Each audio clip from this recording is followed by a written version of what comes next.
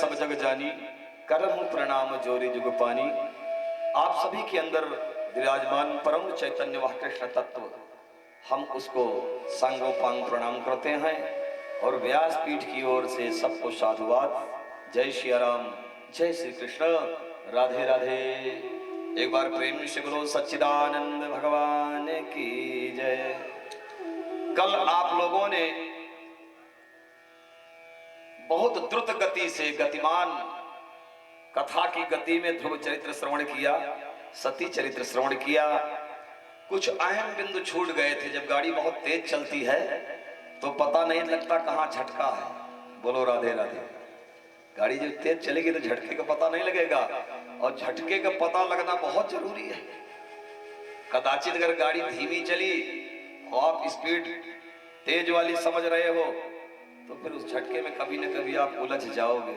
इसलिए ड्राइवर को पता होना चाहिए कि रोड में झटका कहाँ है।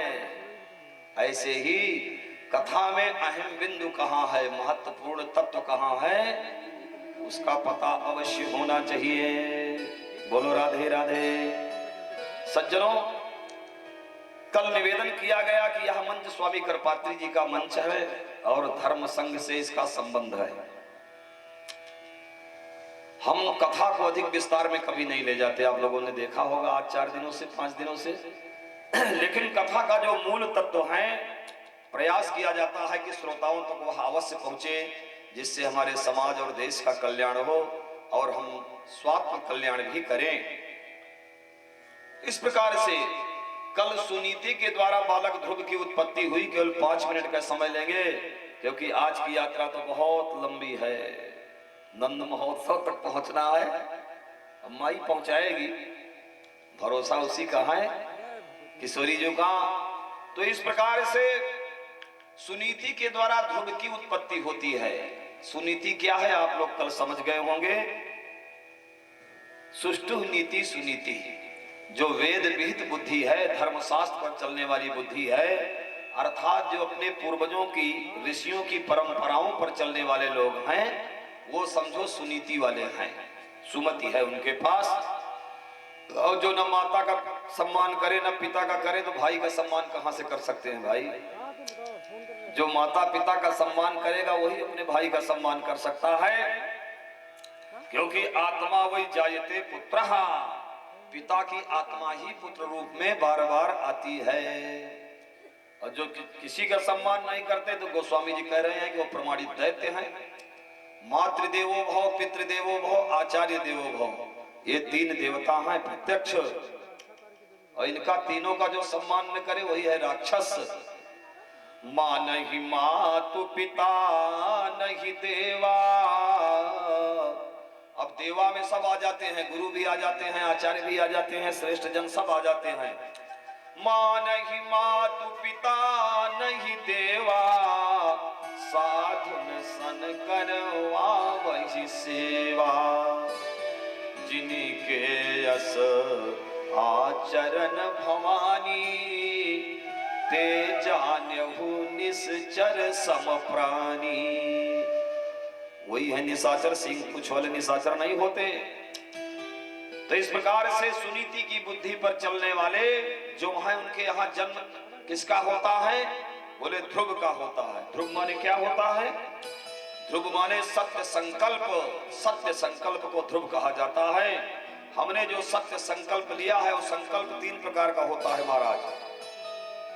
अभी हमारे सामने बैठे जयप्रकाश शुक्ल जी जो ईदिलपुर से आए हैं, हमारे भावी जजमान है कथा के। नवरात्रि में इनके यहाँ श्रीमद देवी भागवत की कथा होगी बड़ी भव्यता के साथ। तो महाराज हम लोग साथ ही में सब कल्पवास कर रहे थे।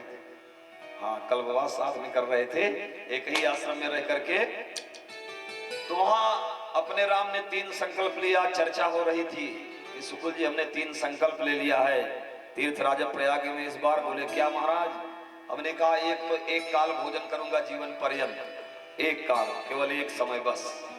दूसरा संकल्प है नित्य अग्निहोत्र करूंगा, नित्य हवन करूंगा, चाहे यहाँ रहूं चाहे बॉम्बे में रहूं। तीसरा संकल्प है घर से बाहर स्वपाक करना, अपने हाथ भोजन बनाना और फिर पाना। बोले महाराज ये तो बहुत कठिन कार्य है। हमने कहा बहुत आसान कार्य है, इसमें बड़ा आनंद आता है हम लोगों को, कोई कठिन कार्य नहीं है। तो ये संकल्प हमने किसी से बता कर नहीं लिया कि कुछ अक्षत जल लेकर हम संकल्प किए हो, 4 लोगों के सामने संकल्प पढ़े हो। हमने संकल्प ले लिया अपने मन में तो मानसिक संकल्प हो गया। तो जिसका संकल्प ध्रुव है, ध्रुव माने निश्चित है, चाहे कायिक हो, चाहे वाचिक हो, चाहे मानसिक हो, तीनों तरह से जो सत्य संकल्प वाले जन हैं वो सुनीति की बुद्धि वाले हैं। उन्हीं के यहाँ ध्रुव का उत्पन्न होता है। ध्रुव जैसे पुत्र का जन्म होता है महाराज।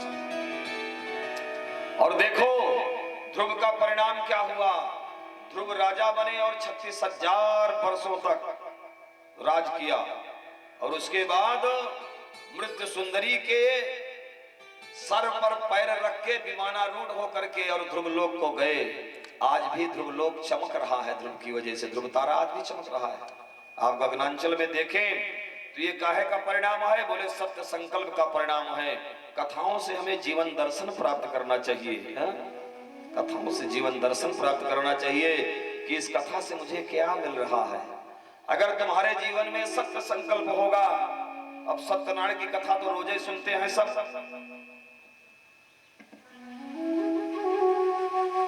सत्यनारायण की कथा हमेशा लोग सुना करते हैं। और दूसरे देखो सत्यनारायण की कथा में दूसरे अध्याय में किसकी कथा आती है?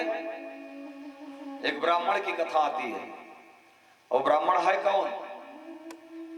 सत्यदेव उसका नाम है ब्राह्मण का, सतानंद।